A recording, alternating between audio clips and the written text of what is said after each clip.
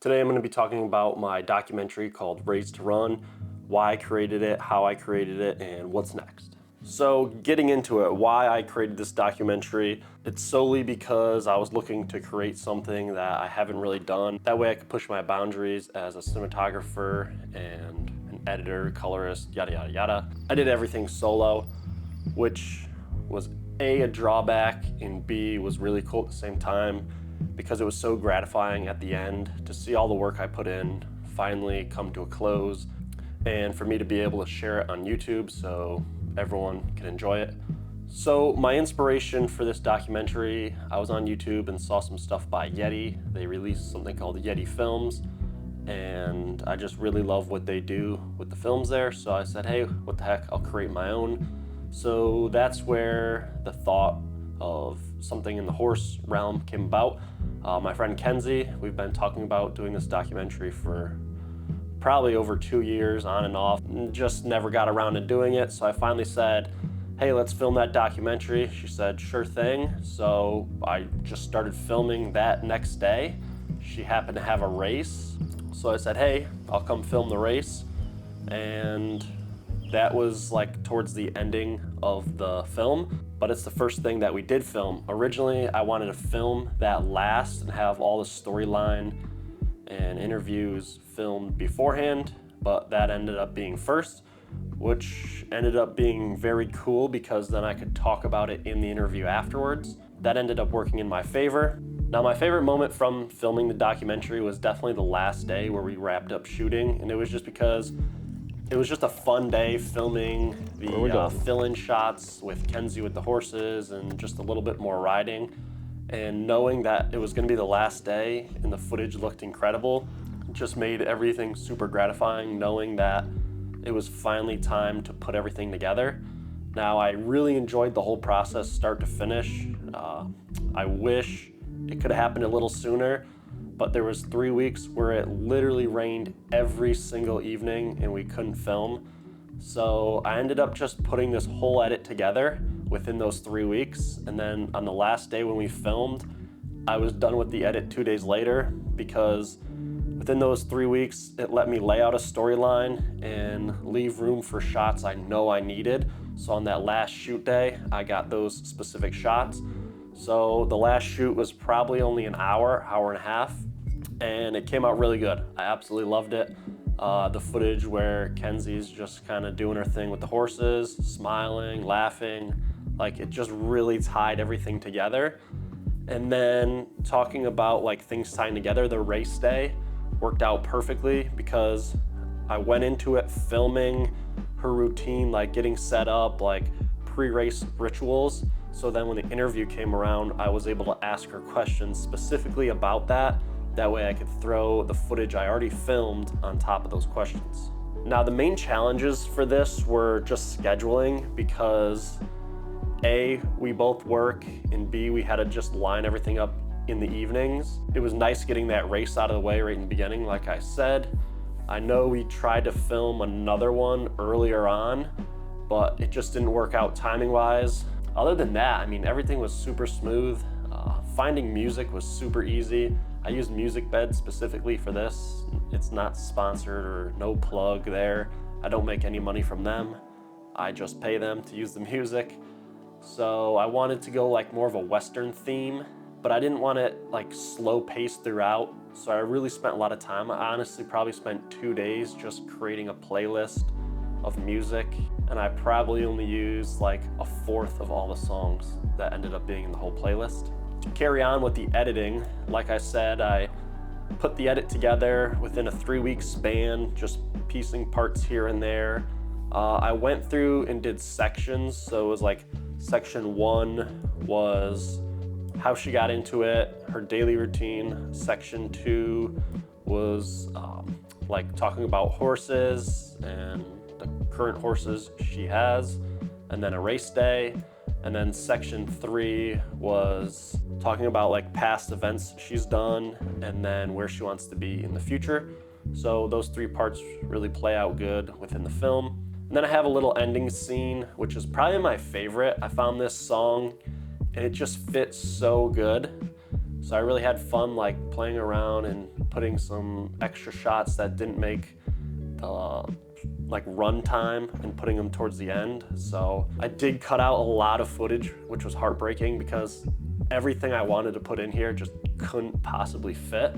The interview was longer. I did leave out some questions because I just didn't feel like they added to the story. There was probably 5 shots like in particular that I could think of where I was just like, oh man, I wish I could put that in there. But it just didn't really fit into a storyline. There was some of her like getting the horses ready, washing the horses, and just general maintenance on the horses. It just didn't have enough runtime on screen to fill those. If you guys can't tell by now, I did not script this video. I just got done editing. It was like, hey, I'm gonna film a YouTube video. So if I'm all over the place, I'm sorry. This is how I'm just gonna do videos from now on. The camera I used for this was the Red Komodo X for 99% of it.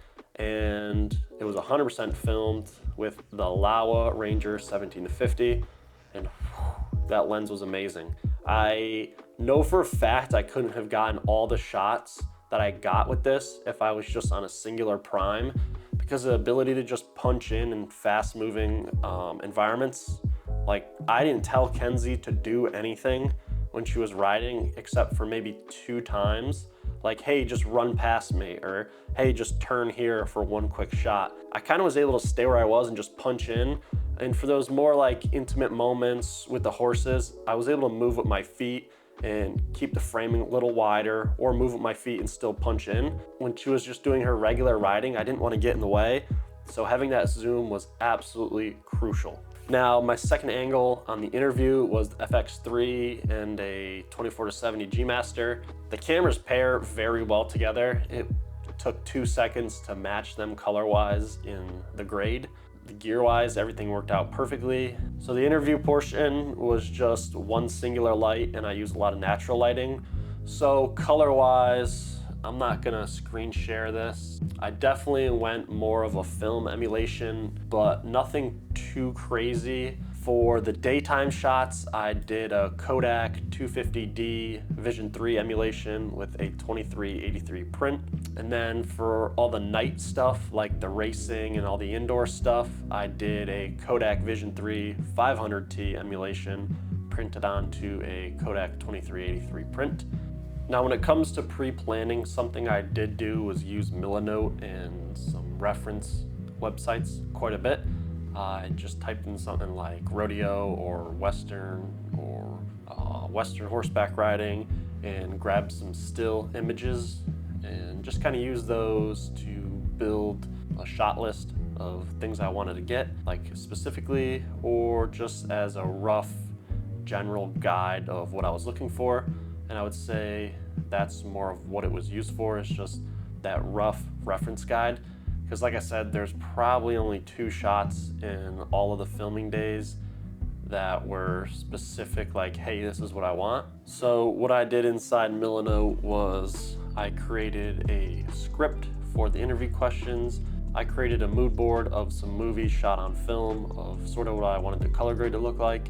And then I did a rough shot list, I'll say. Now, one thing I did do a lot was a lot of look tests inside the color grade. It took me quite a few tries and quite a few different things to finally get what I was looking for. And honestly, it's probably the simplest grade that I landed on that I really liked. A lot of them were elaborate, using different DCTLs to curate towards something that I liked. And at the end of the day, they were just a little too complicated and shot-to-shot specific. And I wanted something that had a whole main look, and all I had to do was go in, pre-white balance and pre-color correct everything. And I didn't want to do any sort of crazy like corrections towards generalized colors within the grade. I wanted that film look to be tailored towards the end of everything and do all my pre-processing beforehand. What's next, I guess? I would definitely want to do another documentary with somebody. I have one in the works. I just don't have a character. I want to get a budget for this one, and I need some sponsors. So I'm thinking of doing some sort of fishing film. Specifically, I would like to tailor it towards like a lobster fisherman in Connecticut and do something along the lobster industry, just because it seems cool to me. I have no idea how lobstering works, so I figure why not tell someone's story. I would love to get it funded.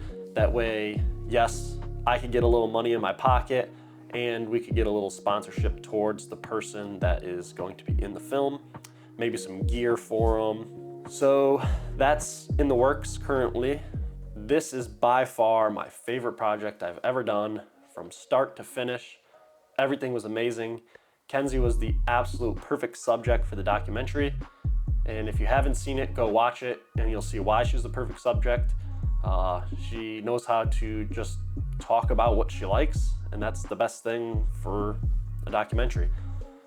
Music, pacing, editing, everything came out better than I expected, which rarely ever happens because I put a lot of pressure on myself and have high expectations.